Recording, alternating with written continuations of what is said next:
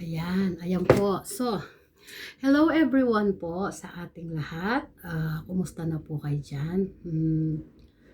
Siguro mga 2 weeks din po akong hindi nakapag-vlog po. So, ang mga vlog ko po ay wala pong ano po ito. Wala pong edit-edit.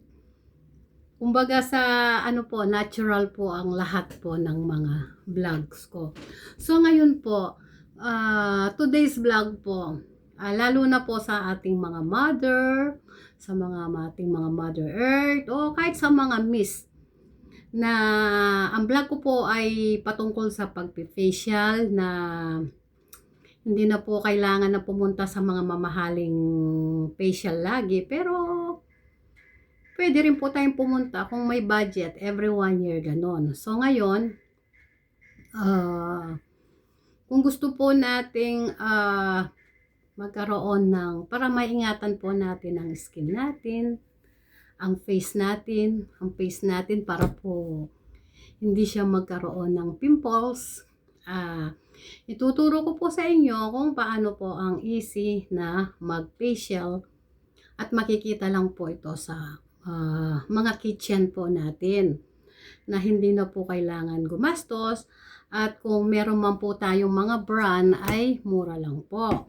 So, first po, ito po, ipapakita ko muna po yung mga ano ko po, mga product ko po. Ito po yung pang facial ko, ito pong carrots po sa dito po kasi ito sa Paris eh. Kumbaga ano po siya, carrots sa Evolderm, ano po siya yung para sa pang facial, carrots po ang ano niya, ang ingredient po niya. So 96% na carrots po siya. And then syempre may panglinis naman po tayo. Ito po, Garnier po siya sa Friends, vitamin C, brightening cream cleanser. So ipakikita ko muna po lahat po na magagamitin ko. And then ito po yung olive oil. Ito po olive oil po siya. Normally hindi po talaga yung olive oil po nilagay ko lang po dito sa loob, pero olive oil po siya. And then after po ng facial, lalagyan po natin siya ng serum. Yung serum po yung parang oil din po siya na vitamin C and E. Pero po kung wala po kayo ng ganito, kung namamahalan po kayo sa ano po, yung sa ganito po, ay pwede naman po kayong gumamit ng Nivea after facial. So ngayon, mag-uumpisa na po tayo sa pagpifacial. So ayun po. So ngayon po, isosok ko muna po itong water. Normally, nahugasan ko na po itong face ko. Sinabong ko na po tsaka lahat. Pero ipapakita ko lang po kung paano. So, siyempre, after po mag-facial tayo, hugasan natin, sabunin natin kung kahit naman anong klaseng sabon. And then, anuhin po natin ulit siya ng ano. Ganito po. Sosok po natin yung tubig. Ayan po. And then, after po ng tubig, lilinisin po natin ulit ang ating muka after po ng sabon. Ito po, iaano po natin, yan. Ililinisin po natin ng ganon yung mukha po natin. Ayan. Ayan po, gaganyan po natin yan. Kasi minsan po, kahit po sinabon na natin, minsan, alam naman po ninyo, lalo na po dito sa Paris, everyday lumalabas po ako. Yan, lilinisin po natin ng ganyan. Everyday po ako lumalabas, siyempre sa alikabok, ganyan. Tapos yun, sa under, ano po natin yan, ganyan, gaganyan po natin kapag naglilinis po tayo ng face. Hindi lang po basta-basta. And then po, ayun nga, ano ko po ulit siya sa tubig. Yan. Yan. Tapos, mas maganda po, kung linilinis po natin siya ng tubig, is pataas po. Yan, ganito po, pataas. Para naman po yung mukha natin ay hindi po maglawlaw. Yan, ganyan lang po. Easy lang po. Yan, ganyan po. Yan, ganyan. Mga mamsi, mga mother. Yan, para kahit may asawa po na tayo, hindi po natin mapabayaan ang sarili po natin. Para po laging ma-inlove sa atin ang ating asawa at hindi tayo pagpapalit. Ay, sabay ganun ano. Ayun po. Ayun. Ayun, yan. Kailangan po, kahit na may asawa na tayo, maayos pa rin tayo sa ating sarili. Kumbaga, hindi po natin pabayaan. Kahit naman po na busy po tayo sa paglilinis sa bahay, ganun. Ako nga po naglilinis, bago ako pumasok, naglilinis pa ako ng bahay. Kaya nga, bago ako pumasok, talagang pagoda na ako. Pero, nasa organize lang naman po yun. Kapag kasi kapag likas na masipag ka, alam mong anuhin ang oras mo, magagawa po natin. Kasi po, times gold nga po, lalo na po dito sa Paris. Ayan po. Ayan po, nalinisan ko na po. Ayan. O, malinis na po. And then, ang susunod na gagawin ko po ay, ito pong, lilinisin ko ulit sa vitamin C. Ito po. Yan. Ito po, tandaan po ito, baka po meron po ng ganito sa Pilipinas o sa ibang bansa. Maganda po itong panglinis rin po ng muka. Pero bago po natin ito ilinis ang muka, ay mag-ilamos muna po tayo, tsaka ganyan. Tapos ito po, lalagyan ko na po. And then, ayan. Ililinis po natin siya ulit, ganyan. Doon sa mga sulok-sulok po. Yan, ganyan. Tapos dito, yan. I-rub po natin ang dahan-dahan, huwag madiin kasi po, sensitive po yung natin, yung mukha po natin, yan, yung face po natin. Ayan, kaya tayo pong mga mamsi, kahit ano pong busy, huwag natin pong, yung iba nga, kapag tinuturuan mo ng ganito, halimbawa, sasabihin, ano bang nangyari sa'yo, ba't naging losyang ka na? Tapos sasabihin nila, ay nako, wala na akong time sa trabaho ko lang, sa pagtatrabaho lang sa bahay, ganito, ganyan. Sabihin nila, ay hindi sabi ko, bigyan mo rin ng time yung sarili mo. Sabi ko, nako, sa ko lang, sabi niya, wala na akong time magpaganda. Nako, ba't naman pababayaan mo ang sarili mo? Porque ba may asawa ka na, hindi ka na magpapaganda? Dapat nga lalo ka magpaganda para everyday may in love yung asawa mo, di po ba? Tama ba ako? Sige, mag-comment po kayo dyan. Ganun lang po. Ganun lang ang buhay may asawa. Dapat hindi rin pinababayaan ang sarili, hindi pinapabayaan sa bahay, at hindi rin pinababayaan siyempre si Mr. Di po ba? Ayan. Ayan, di nalinis na po. Ayan, nalinis na. Ayan. Ako, bata pa po ako, talagang maano na po ako. Mahilig na ako maglinis, mamaselan na po ako sa katawan ko. Dito nga po, kahit winter, kahit nagyayelo pa, talagang bago ako, maliligo talaga ako. Yan po, ano po ako sa katawan ko, maselan po ako sa kaso naman po kasi dito sa Paris, dahil marami pong mga pollen, kaya minsan kahit pupunta kang makinis ang balat mo dito, tapos malalagyan ka ng allergy, lalo na malalagyan ka ng mawawala yung pagkakinis ng balat mo, yung mga kati-kati po kasi dito sa Paris, marami. Ayun po, ayan, di tapos na po ako. Ngayon, ilalagay ko na po yung, ito po yung facial, ito po yung carrots. Pero dahil dati po, nag-facial din ako, may tira pa po ako. Ngayon, i-apply na po natin yung, nanigas na yata, yung facial po, ayan. Ayan, iuunahin na po natin dito sa ulo. Kapag po nagpe-facial, normally, mga po yan, mga dapat stay po ninyo para mas tumalab, stay po ninyo ng 30 minutes. 30 minutes po dapat. Yan, pwede naman pong gamitin ng finger. Yan. 30 minutes. 30 minutes po dapat. Pero syempre, dahil binablog ko po, pinapakita ko lang, kasi katatapos ko lang mag-facial,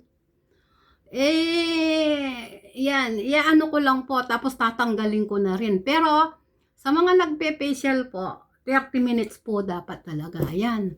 Siyempre, dadagdagan po ninyo ang paglagay. Hindi po konti, huwag niyong tipirin. Tapos, i-stay po ninyo ng, ayan, nagmukha na akong, ng white lady. Ayan. Ganyan po.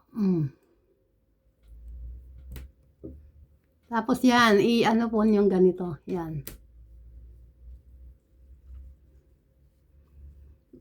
Yan, ikalat po ninyo, pero avoid sa eyes po kasi sa mata. Dahil para po hindi mamula po ang mata natin. Ayan. Ako naman po kasi sa under eye ko po, naglalagay po ako ng ng para hindi mangitim ang Kasi dito naman sa Paris, tsaka yung mga amo ko po, bless po ako, marami silang binibigay na cosmetics sa akin. Ayan po. O di, nung 1 month ago pa ako nag-facial. Kaya, ayan, pinapakita ko lang po sa inyo. Ayan, ganyan. O di, ayan. Ayan na si Jenny Magat, nagmukha na ng white lady. Ayan po.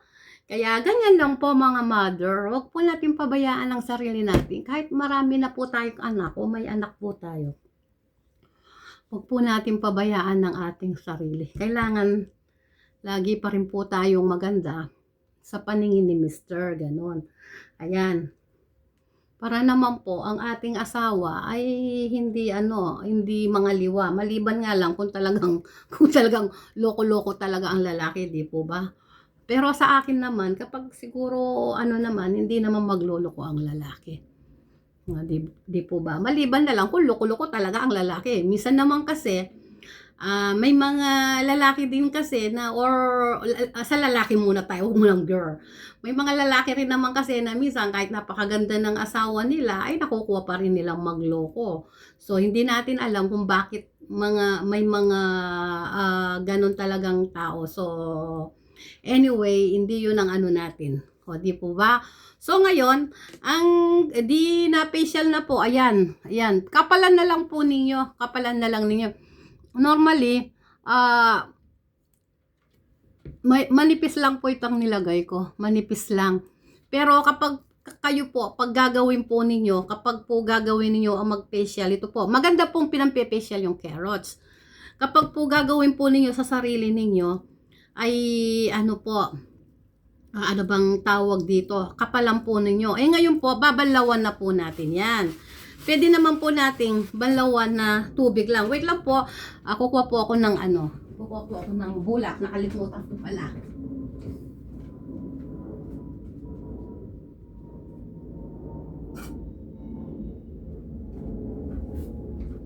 Ayan. Instead na po na ayan. Di ito na po, may bulak na po. Ko na po ulit sa tubig. So, lilinisan ko na po ngayon ulit. Aalisin ko na po. Pero 30 minutes po dapat Pero dahil facial ko lang nung 1 month at saka baka tumagal po itong aking vlog. Kaya hindi ko na po kasi hindi ko pa po alam ang mag-edit. Tsaka ako po kasi kapag nagba-vlog ako, gusto ko po yung natural. Ayoko yung may edit o AI. Gusto ko po, kaya ako, kung ano po itong itsura ko, wala pong AI ito. Ito na po yung personality ko. Ito na po yung mukha ko, ito na po yung itsura ko. Wala pong wala yung sa personal po, medyo maputi naman po ako. Ayun po, pero hindi po masyadong maputi. Maputi na, yung lang po.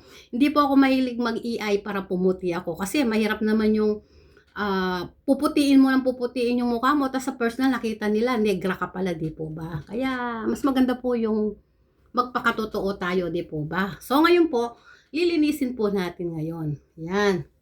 Yung facial, ayan. Aalisin ko na po ngayon yung nilagay ko pong facial. Ayan po. Aalisin ko na po ngayon. Sa totoo lang po, pagkatapos ko po mag-vlog ng facial na ito, ay papasok pa ako sa work. Kasi po ngayon, ano po yung mga amo ko, wala po sila nagbakasyon. Kasi po dito po sa Paris, bakasyonan na po. Naku, hindi po biro, sa totoo lang po. Hindi po biro ang maging OFW po. Akala lang ninyo, makita lang ninyo kami, pero naku, mahirap na lang po magsalita. Hindi po basta-basta. Ayan, di malinis na po yung mukha ko, nawala na po yung facial. Yan. Gaganunin niyo po lagi sa mata. Yan, aalisin po niyo yung lilinisin po natin yung. Ayan po, di nalis. O ngayon, uulitin ko po, aalisin ulit. Yan.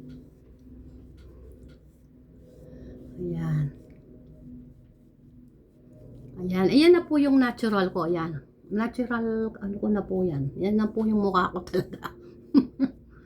Ayan po, ayan.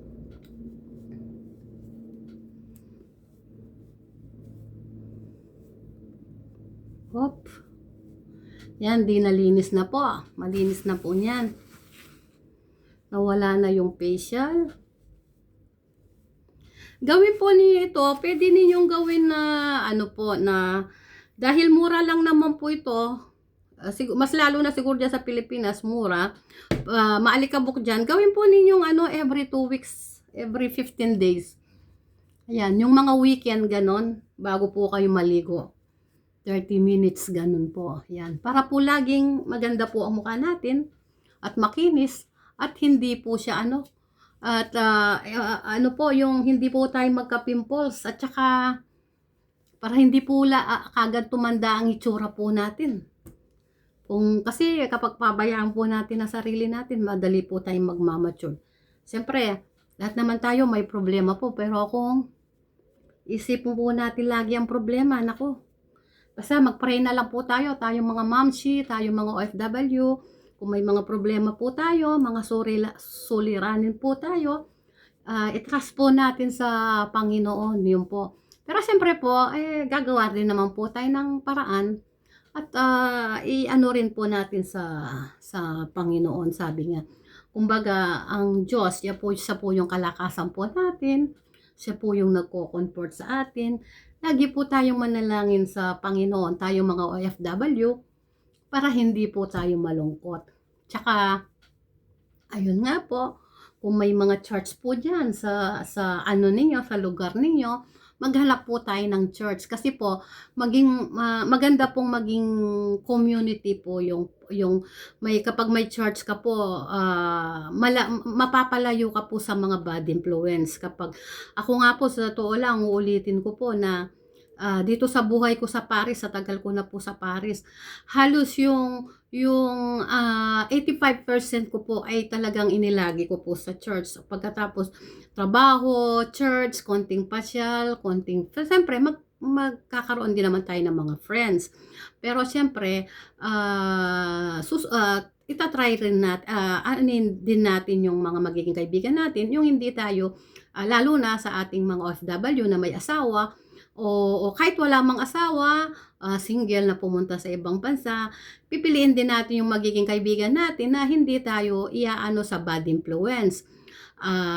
Mas maganda kung alimbawa Christian na tayo at may church tayo, born again Christian tayo ang makapag-influence doon sa mga napapalayo sa Panginoon, na alimbawa yung parang worldly na sila, mga friends natin, ganon, isama na lang po natin sa church. Yun po ang kumbaga, sa ating mga Christian, tayo yung light sa mga taong masyadong worldly, at saka sa mga taong yun nga, yung wala pa sa Panginoon, yung alam lang nila ang pangalan Jesus Christ, pero hindi nila lubos na kilala, wala silang personal relationship. Hindi yung Christian po tayo pa yung mai-influensya sa pagka-worldly at saka sa kalokohan. Yun po ang masama sa mga ibang Kristiyano ngayon, na instead na po sila ang makapag-influensya, sila po ang na-influence sa mga hindi pero hindi naman po lahat. konti lang naman po yung mga yun. Ngayon po, edi wala na po yung wala na po yung nilagay ko pong cream na ito po, na nilagay ko sa mukha ko kanina na pinang facial ko. Muli po, kapag po nagpe-facial po kayo, 30 minutes po para po mas effective po siya. 30 minutes po nyo siyang ilalagay. Ngayon po, patutuyuin ko na po dahil tuyo na po siya. Ayan, patutuyuin ko sa tissue. Ayan, tuyo na po siya. Tuyo na si face. Naku, first time ko pong tutor facial. Pasensya na po kung hindi masyadong maayos ang pag-i-explain ko. First time ko lang po kasi ito. Sa susunod, gagawin ko pong second time.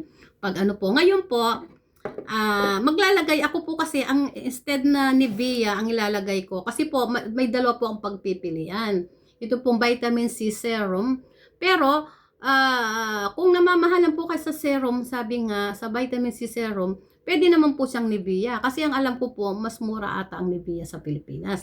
So, ngayon po, edi tapos na po siyang na-facial ang aking face. Ngayon po, ilalagay ko na po itong serum para naman po hindi po siya mag-dry. Ayun po. Ayan, ilalagay ko na po. Ayan. Hindi na po ako magkokoton. Ako, lang po, yung kamay ko lang po ginagamit ko. Ayan. Para po, mahal din kasi ang cotton. Kaya po, nagtitipod po tayo. Ayan po. Ayan. Tapos, dito po yan, dito sa noo. Tapos, dagdagan po natin ng konti para and then, gaganon lang po ninyo yan. Igaganyan po ninyo sa ninyo.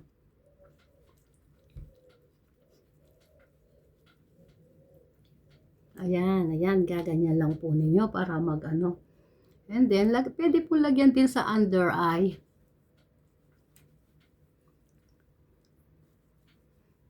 Ayan po. Ito na po yung natural ko. Ayan po. Ganyan po. Kasi ako nagli-lipstick lang po ako kapag pumapasok sa work ko. Kaya ngayon, wala po akong lipstick. Kahit naman po kasi hindi ako mag-lipstick hindi naman po dry ang lips ko. Medyo red naman po. Kaya po. Kasi po dahil maalaga nga po ako, kaya kahit hindi po ako mag-lipstick. Pero, nagli-lipstick pa rin po ako. Kasi kaya, ang useful po kasi ng lipstick, kaya po nagli-lipstick ako kapag naman po pala pumupunta ako sa work. Kasi po, para po iwas din yung magkaroong crack ang lips. Lalo na po dito sa Paris. Lalo na po kapag malamig, kailangan po talaga yung nagli-lipstick.